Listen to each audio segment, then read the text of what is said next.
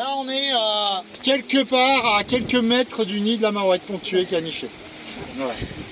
Donc en fait, c'est là que ça s'est passé. On va faire une petite prière. Voilà. Fin mai, donc Max avait posé un appareil. On relève et là, on observe une marouette ponctuée. Donc, qui est une espèce de petite poule d'eau pour ceux qui ne connaissent pas. Et avec Max, c'était vraiment un peu notre délire, quoi. On s'est dit, il faut qu'un jour il y ait la marouette qui se pose sur la ferme, ce serait trop délire ce truc. Si on ne bouge pas d'un pet notre modèle, si on partage rien du tout, eh bien on voit bien qu'en fait on ne pourra jamais changer en fait. Nous, si on reste dans le modèle classique maïs tournesol qui est proposé par les instituts techniques, je peux vous dire, le changement il n'est pas demain, il n'y en a pas. Hein. Alors après, la limite elle est où? On ne sait pas trop en fait nous. On sent bien que la nature là, elle est en train de nous dire que on est en train de faire autre chose. On pense que ça va nous être très très compliqué de revenir à du tournesol. Pas techniquement, mais on va dire même éthiquement, quoi. Parce que la nature a regagné ou nous a reproposé. On se dit qu'on a quand même envie de continuer l'aventure avec elle et de la laisser nous proposer quelque chose qu'on ne sait pas encore ce que c'est.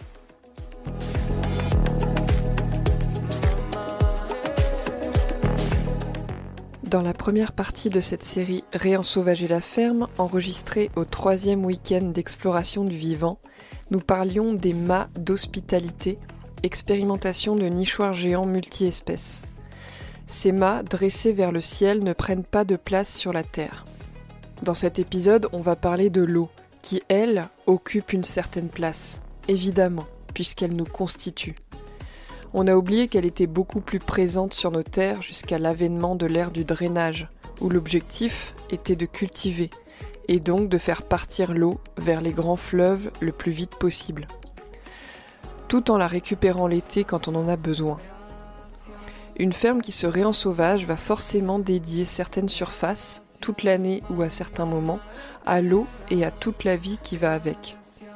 Vous allez entendre dans cet épisode Samuel Jolivet, naturaliste passionné par les insectes qui vivent dans l'eau, Sébastien Blache et Elsa Gartner, paysans au Grand Laval, et je vous propose de vous plonger dès maintenant et de vous laisser hydrater par la découverte de la vie d'une mare avec Samuel Jolivet. La ferme du Grand Laval a creusé en tout 17 mares et la biodiversité de libellules et d'autres insectes, dont une partie du cycle s'effectue dans l'eau, a explosé depuis la création de la plupart des mares en 2023.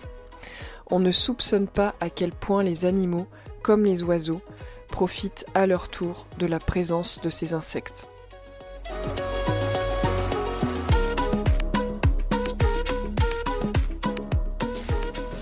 Tiens, regarde, ça c'est rigolo. Regarde là, ici, t'as la larve premier stade de ça. Là, sur le petit morceau noir et blanc là, sur la feuille, c'est une larve de premier stade de celle-là. T'imagines la capacité de croissance? Ouais.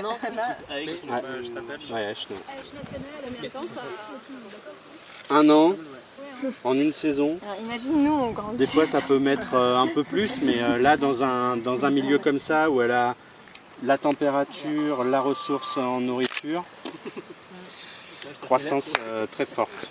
Donc celle-là elle va bientôt sortir pour... Celle-là, là, il est un peu trop tard pour qu'elle sorte, donc a priori elle va passer l'hiver. Voilà. Tandis que Celle-là, elle va grandir tout ce qu'elle peut jusqu'à ce qu'il fasse mauvais. Elle va passer l'hiver un peu plus grosse, et puis au printemps, elle va se remettre à grandir et elle sortira pendant l'été.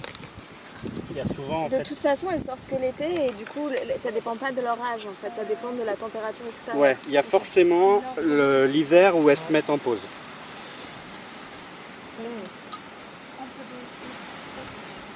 Tiens, ça c'est une larve de coléoptère aquatique, un petit tique. Une larve de demoiselle, ouais. Et est-ce que, comme chez les coccinelles, les larves mangent plus de moustiques que les adultes? Non. Les adultes mangent les moustiques adultes. Ouais. Et les larves mangent les larves de moustiques. D'accord. Mais au niveau voracité, c'est pareil. Ça mange tout le temps. La libellule, c'est vraiment un prédateur du début jusqu'à la fin de sa vie. Et c'est quoi les mini trucs là qui te promènent? Eh ben, c'est du plancton. tu as des petits copépodes, des trucs comme ça. Certainement des larvules hein, qu'on n'arrive pas à distinguer, mais c'est ce qu'on appelle le plancton aquatique. Les plantes ont été installées, ouais. Ils sont allés chez un spécialiste des plantes aquatiques qui fait du végétal local. Ça, c'est une larve d'un gros diptère, une grosse mouche, qui a son tuba là à l'arrière. Ça c'est capable de résister à des eaux pas gégènes parce que il respire dehors. Grâce à ces pièces à l'arrière là du corps, il peut aller respirer l'air en dehors de l'eau. C'est un diptère aquatique ou Ouais, c'est la c'est un larve qui est diptère seulement aquatique, seulement la larve. Chez les insectes aquatiques, c'est très commun que la larve soit aquatique et que l'insecte soit aérien, l'insecte adulte. Mais voilà. Après, les libellules, c'est un groupe très ancien hein, qui existe depuis 350 millions d'années. Ils font partie des insectes les moins développés. Ils sont apparus sur Terre beaucoup plus tôt que les papillons et que les coléoptères par exemple. Donc c'était encore une stratégie que de rester en aquatique pour se développer et de conquérir les airs pour finir le cycle. Et là-dedans, ils sont bouffés par qui, ceux-là? Enfin, j'imagine qu'ils se bouffent entre eux déjà. Tout à fait. La grosse, elle va être capable de bouffer ça, elle va être capable de bouffer la même espèce qu'elle en plus petite. Ouais. Ils font pas de détails, hein, c'est pas. Ouais. Et après, ouais, tous les oiseaux qui viennent pêcher au bord de l'eau, ça c'est aussi valable, voire plus valable en termes de protéines qu'un petit poisson. Hein. Les petits hérons, ils raffolent des larves de libellules. La vie d'un insecte adulte n'a qu'un seul but, c'est se reproduire. Et tant qu'elle ne trouve pas... Donc, elle va se reproduire, elle va s'accoupler une première fois, pondre des œufs. Il va y avoir des mâles qui vont tenter de s'accoupler, elle ne sera pas d'accord, donc ça va être un petit fight. Elle va se réaccoupler une autre fois. Et puis, à chaque fois, c'est ses réserves qui sont puisées. Quand la femelle, en fait, elle est souvent un peu plus costaud que le mâle parce qu'elle a besoin de réserves. C'est elle qui produit beaucoup pour la survie de l'espèce. Et donc, du coup, au fur et à mesure qu'elle pond, elle puise dans ses réserves. Et donc il y a un moment où elle a assez joué son rôle et ça s'arrête. Et c'est effectivement souvent des mâles qu'on voit traîner longtemps. Et quand tu dis elles essayent de coloniser l'espace, c'est par la ponte en fait, quoi, mais elles s'aventurent pas non plus. Si, ça peut partir très loin. En plus, il y a une tactique de base, c'est que quand la libellule émerge, donc la larve sort de l'eau, elle grimpe sur une tige, elle se fixe, la cuticule de la larve se fend, l'insecte sort, les ailes vont s'étendre. Toute cette période-là, c'est une période dans laquelle elle est ultra fragile. Et dès qu'elle a un petit peu séché, qu'elle a son corps parfait, machin, paf, elle s'envole et elle dégage. Elle s'éloigne complètement de son milieu de reproduction. Parce qu'il va lui falloir 10 jours minimum à sécher, à chasser, pour devenir mature sexuellement. Et pendant ces 10 jours, elle ne va pas être sur les milieux aquatiques. Le verger, ça va être un endroit parfait pour elle, les haies en bord de champ, enfin, elle va partir. Et quand elle va revenir sur un lieu de reproduction, elle ne vient pas forcément sur le même. Il y a une libellule qui est complètement emblématique qui s'appelle l'agrillon de mercure, qui est une libellule qui est protégée au niveau européen, donc au niveau national, qui est relativement commune en France, mais parce qu'on est le bastion au niveau européen de ces populations. Et donc là, sur le petit ruisseau, et en particulier sur la zone humide qui a été créée, elle est présente. Et c'est top de l'avoir là. Et puis il y a tout un cortège autour. Il y a le cordulégaster qui est une énorme libellule avec des gros yeux verts, toute noire et avec des rayures jaunes. C'est quelque chose d'absolument magnifique. Plein d'autres libellules, le crocothémis écarlate qui est une libellule toute rouge. Voilà, c'est des insectes que je ne me lasse pas d'admirer et qu'on trouve à profusion sur toutes les mares et la zone humide du Grand Laval. Qu'est-ce que tu as envie de dire aux paysans, aux paysannes qui écoutent ce podcast? Tu vois, est-ce qu'il y a un message de par ce qui se passe ici que tu as envie de donner? Pour nous, je pense qu'il y a un enjeu qui est dingue, c'est que on n'oppose plus l'agriculture et la nature. Qu'on n'oppose plus la biodiversité aux pratiques agricoles. Parce que c'est quelque chose qui a été trop fait, qui est galvaudé, qui n'est pas forcément une réalité. Et quand on vient ici, on se rend compte à quel point une famille qui exploite sa ferme, qui a décidé de se servir de la biodiversité comme même pas outil de culture, puisque c'est une partie intégrante de la ferme, arrive à vivre et à produire des choses et à en plus s'émerveiller de voir toute la vie qu'il y a autour de nous. Donc ça marche, il n'y a pas de raison de s'en priver et c'est un exemple qu'on ne peut pas reproduire partout, hein, parce qu'on est bien d'accord, il y a une situation particulière, il y a une volonté et puis des connaissances naturalistes à la base qui étaient très fortes ici, mais on peut s'inspirer de certaines choses pour le faire fleurir dans d'autres fermes, dans d'autres exploitations. Et je pense que ça fait des paysans heureux en fait. Et c'est ça qu'on a envie de voir finalement, une campagne avec des gens heureux qui produisent des bonnes choses, avec des clients qui sont contents de venir leur acheter des produits parce qu'ils sont conscients du bien qu'ils font au pays autour, quoi.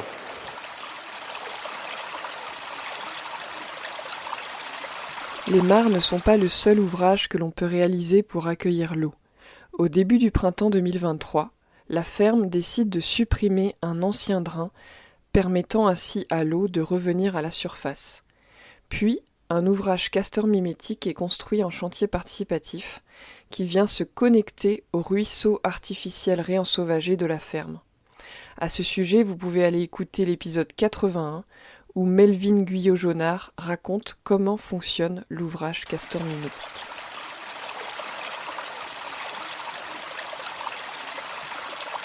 C'est un drain et avec l'aglo on se dit allez, on se le débute. Donc le mec il me dit bah moi écoute je suis chaud, il y a le chauffeur, on le met sur le budget, allez c'est parti. Donc on ouvre la buse là, on ouvre et on tombe la buse. Donc on creuse et là à mi-parcours, mulette épaisse dans le bourdon. La mulette épaisse c'est une découverte faite par Vincent d'une moule qui est quand même globalement pas trop connue.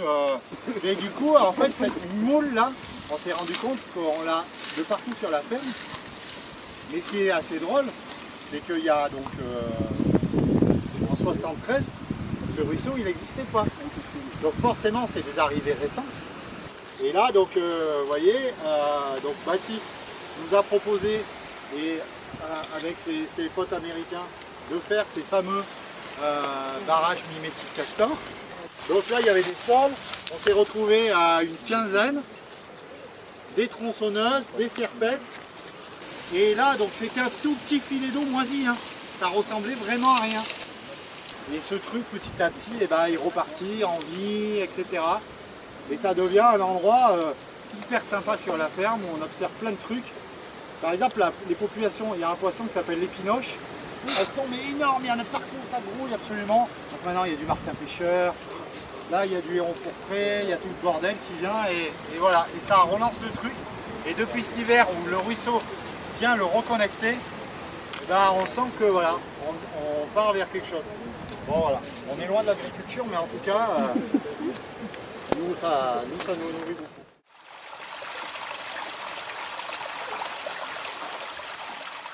Vous l'avez compris, peu à peu, l'eau reprend une circulation sur la ferme.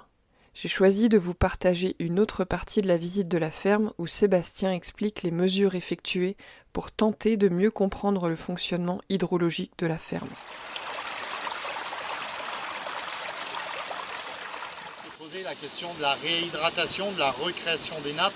Donc on a fait des mesures, on fait des mesures, parce qu'on est on essaie d'être sérieux sur cette question-là, et notamment pour mes collègues irrigants du ruisseau. On fait des mesures avec des hydrologues sur le volume d'eau qui rentre sur la ferme, le volume d'eau qui sort sur la ferme et le volume d'eau qui transite à 2 endroits sur la ferme. On l'a fait en période d'hivernage, en période de crue et on va faire en période d'étiage. Et ça nous permet de connaître, d'avoir quelques éléments de discussion, mais pas de comprendre la complexité. Moi, c'est ce que j'ai compris, hein, c'est la complexité du phénomène. Nous, on est sur la 50-100 mètres de dépôt du tertiaire de l'Isère. D'accord ? Des graviers qui sont agglomérés avec des couches d'argile. Ici, là, c'est-à-dire qu'on était dans l'ancien lit majeur de l'Isère. Voilà, au tertiaire. Donc ici, sur la ferme, mon grand-père, pendant 10 ans, il a cherché l'eau. Il n'a jamais trouvé, en perçant, de quoi faire un puits qui a un débit pour irriguer. Le voisin qui est là, juste derrière dans les noyers, lui, il a un puits qui donne 40 mètres cubes heure. C'est quelque chose qui n'est pas du tout homogène dessous. C'est des lames d'eau qui transitent dans des graviers et des machins. Donc nous, aujourd'hui, on sait que quand il y a à peu près 150 mètres cubes, 160 mètres cubes qui arrivent sur la ferme, il y en a une trentaine qui semblent partir dans la nappe. Et quand on mesure en aval, donc après chez nous, on en a 170. Donc on fait bon, on comprend rien du tout parce que les 170, ils sont à 2 km à la sortie. Et on ne connaît aucune source qui arrive. C'est un ruisseau qui a été creusé en 1973 par le remembrement de façon complètement... La route, elle va passer là maintenant, donc on fait le ruisseau là. Donc vous voyez, même dans un truc artificiel, on ne comprend libre.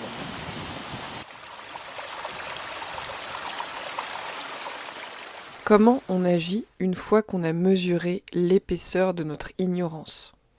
Il y a énormément de tentatives de quantification de l'eau souterraine. Plus on entre là-dedans, plus on réalise qu'on connaît mieux la surface de Mars que le comportement de l'eau souterraine.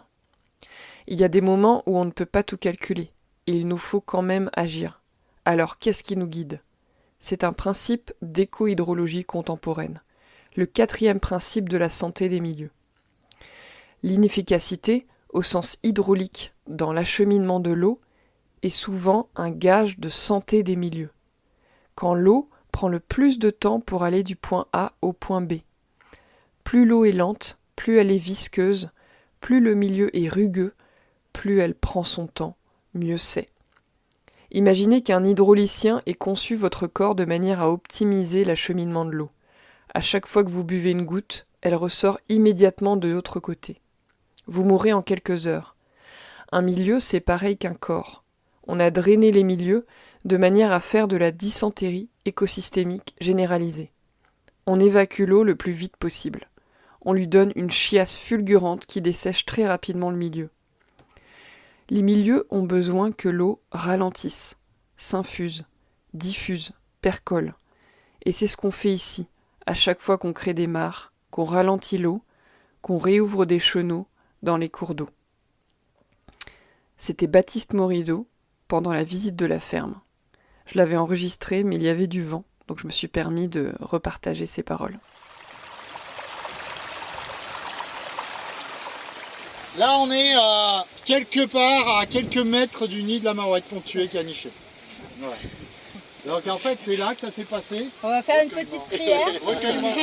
Voilà. Donc la première observation qu'on a fait, c'est, vous voyez là où il y a des massettes là, il y a un petit trou d'eau là. Fin mai, Max avait posé un appareil, on relève et là on observe une marouette ponctuée. Donc il y a une espèce de petite poule d'eau pour ceux qui ne connaissent pas. Et avec Max, c'était vraiment un peu notre délire quoi. On s'est dit, putain, il faut qu'un jour il y ait la marouette qui se pose sur la ferme, ce serait trop délire ce truc. Et donc il voit ce truc là, donc il arrive en mode, tu vas halluciner ce qu'on a trouvé. Voilà, vas-y, il envoie la photo et là, on hallucine. Bon, malheureusement, l'ambiance retombe très très rapidement. Parce que ce jour-là, sur la ferme, il y avait du cobèze et du grand gravelot. Et donc, en gros, de toute façon, il y a eu de la migration, ça s'est posé. Donc il me dit, ouais, laisse tomber, c'est de la migration, ça s'est posé quoi.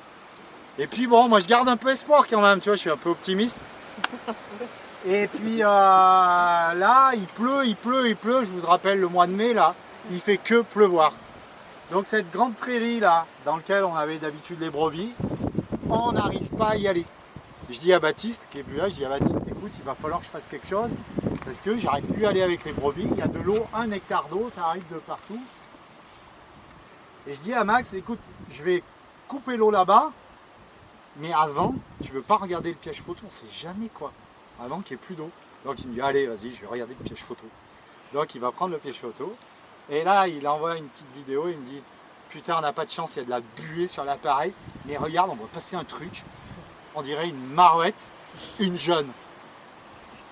Donc là, on dit, non, mais c'est pas possible. Alors il me montre la photo, je confirme, je dis, mais, enfin je confirme. Je dis, ouais, on dirait vraiment une marouette jeune. Donc je viens là, je regarde de partout et c'est là. Là, je vois des petites traces qui sentent la marouette, quoi. Donc là, exactement, je mets un piège photo. On en met un là-bas et tout. Le lendemain, je crois, je viens voir le piège photo. J'ouvre. Et là, jeune marouette.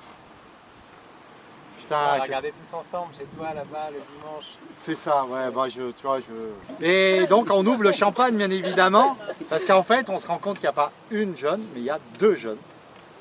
Donc on met des pièges de partout, on finit, bon alors on abandonne l'idée d'assécher la prairie. Hein. Là je vous dis tout de suite, on abandonne le projet, les brebis elles iront manger ailleurs. De toute façon on ne savait plus quoi foutre de l'herbe. Même aller honnêtement faucher cette herbe, on voyait vraiment pas comment on allait faire. Les dactyles ils étaient au Comègue, ça avait dépassé tous les stades. En vrai ça faisait déjà 2 mois, mais même si on avait voulu, il faisait que pleuvoir, on ne pouvait pas faucher. Donc voilà. Donc on s'est dit allez, tant pis.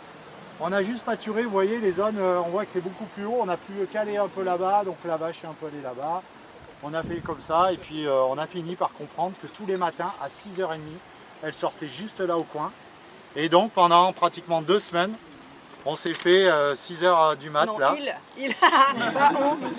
Moi je l'ai jamais Mais avec plein de gens qui sont venus. Et on était comme ça et on attendait et notre marouette à 2 mètres. Il y a des jours elle sortait, elle montait sur les rumex là comme ça. Elle grimpait et elle se mettait au soleil en face de moi à 1m50 à se gratter, à chasser les éphémères. C'était extraordinaire. Alors du coup ça a été pour nous un peu la prime de fin de début d'année quoi. On était plus que méga ravis, on était remontés à bloc.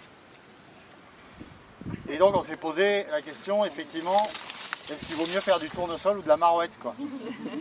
Parce qu'à un moment donné tu te poses cette question là quoi.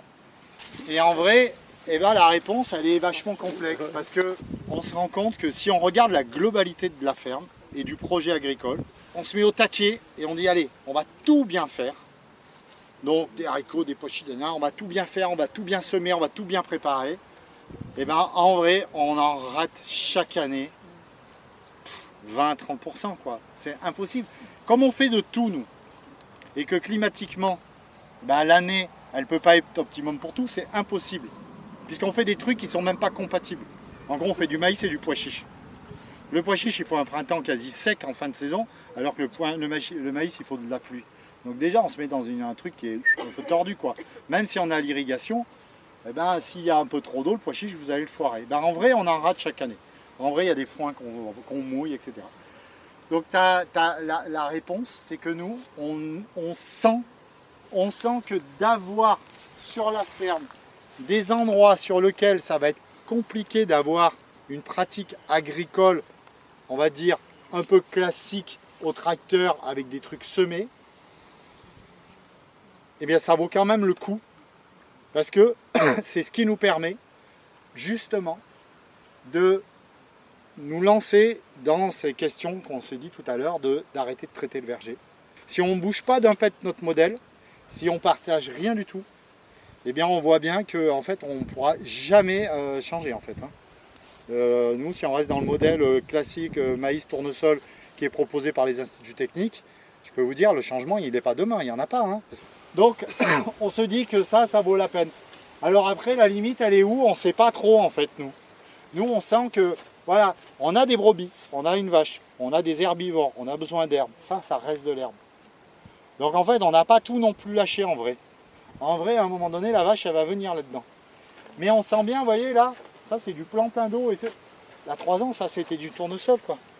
On sent bien que la nature là elle est en train de nous dire que on est en train de faire autre chose. on pense que ça va nous être très très compliqué de revenir à du tournesol. Pas techniquement, mais on va dire même éthiquement, quoi. Parce que la nature a regagné ou nous a reproposé. On se dit qu'on a quand même envie de continuer l'aventure avec elle et de la laisser nous proposer quelque chose qu'on ne sait pas encore ce que c'est. Et c'est ça en fait toute la question du réensauvagement. Quand on dit et qu'on revendique le réensauvagement sur la ferme, ben c'est juste ça cette attitude. Et quand en fait on s'est retrouvé à la conf ou dans des colloques sur la question du réensauvagement, parce que le réensauvagement a une connotation extrêmement négative au niveau agricole, et qu'on explique ce qu'on fait, et bien nous il nous a semblé que ça, c'est-à-dire se lâcher prise et laisser aux écosystèmes ce qu'ils savent faire tout seuls, c'était peut-être, compte tenu de ce qu'on observe nous, vous voyez, quand tu as de la marouette qui revient, que tu as du héron pourpré en permanence, que tu as tous ces oiseaux qui sont là, qui gargouillent, tu dis mais en fait là, nous on pourrait pas mieux faire en fait en vrai. Nous on a juste accepté qu'il y ait de l'eau qui aille là et que cet usage de l'eau, on le détourne de ceux auxquels on était un peu formaté, qui était de l'eau uniquement pour l'irrigation. On va traverser la Petite Camargue. Donc il y a 15 jours c'était tout inondé, mais comme les collègues irriguent, et là ça s'assèche. On espérait une belle cohorte de limicole aujourd'hui, mais bon on est en pleine saison d'irrigation, désolé, hein, on est obligé d'arroser. Mais la semaine dernière il y avait des chevaliers. Et dans 15 jours, il y aura de nouveau des chevaliers, quoi.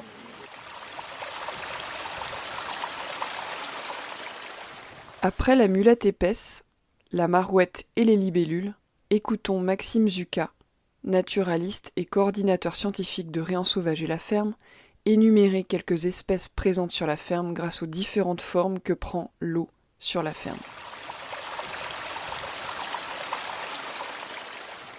Dans les mares, il n'y a pas que les libellules, il y a aussi les coléoptères aquatiques. Il y a Pierre Quenet, le spécialiste français, je pense, de ce groupe, qui était venu en septembre 2022 faire un premier inventaire, et puis il y a Samuel Jolivet qui le complète régulièrement en venant. Pour vous donner une idée, en septembre 2022, il avait trouvé 18 espèces dans les mares, et là, il faut qu'on remette à jour cet effort, donc peut-être que ce week-end va le servir à ça. Pierre était assez content d'avoir trouvé une espèce africaine, qu'on trouve aussi dans les lagunes méditerranéennes, en Camargue et dans le Roussillon, qui est Prodaticus leander et qui n'était pas connue ailleurs. Donc on ne sait pas pourquoi elle se trouve bien ici. Il y a beaucoup de mystères dans ces explorations.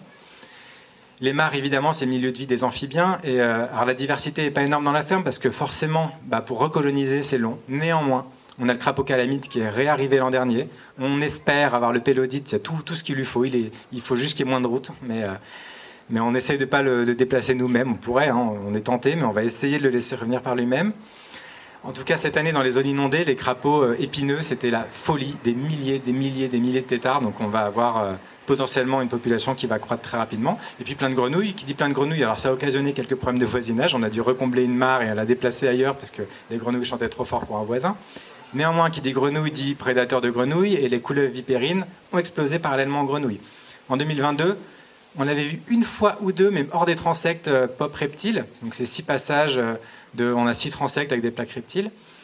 Et l'an dernier, quand Melvin faisait les suivis, entre 2 et 4 par passage à chaque passage, donc sous les plaques en général. Alors dans les rivières, il n'y a pas que ces insectes, il y a aussi les poissons qui vivent. Donc on n'a pas inventorié le guimand qui est un peu particulier parce qu'on est un peu hors ferme. Par contre, le rue du Moulin, qui est le premier ici, lui, qui est partie intégrante à la ferme, connecté à ses zones humides, là-dedans, on n'a jamais fait de pêche électrique, mais on observe quand même. Et ce qui domine, c'est les chevennes, les vairons. On trouve des espèces plus rares, plus originales pour les nordistes aussi, qui sont là, comme le blajon. Il y a le barbeau fluviatile qui est de plus en plus commun, la truite qui est de plus en plus rare. On en trouve quand même des jeunes surtout. Et puis dans le cours d'eau qu'on a réouvert, Sébastien en parlait tout à l'heure, il y a énormément d'épinoches qui sont arrivées, qui grossissent bien, puis des loches franches aussi. Elles apprécient beaucoup ces zones pour se reproduire. Pareil, on a fait une petite laune et les loches y vont.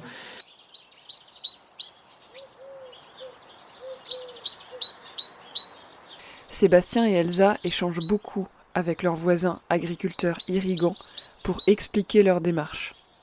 Leur manière de considérer une ferme détonne par rapport à la culture dominante de la plaine. À partir de quand décider de laisser certains espaces aux sauvages ? À quel point peut-on le faire ? Quel modèle économique, quelle résilience pour des fermes qui laissent une grande part aux sauvages ? Ces questions occupent mon esprit depuis ce week-end-là et je sais que je ne suis pas la seule. Merci d'avoir écouté cet épisode. J'espère qu'il vous a inspiré et qu'il a nourri votre vision de l'agroécologie. Je remercie toutes les personnes qui ont contribué à cet épisode. Pour cette série, je vous propose de soutenir l'association Réensauvager la ferme ou le podcast Agroécologie Voyageuse, tout simplement en partageant cet épisode à des personnes qui pourraient avoir envie de l'écouter ou en faisant un don. Les liens sont dans les notes de l'épisode.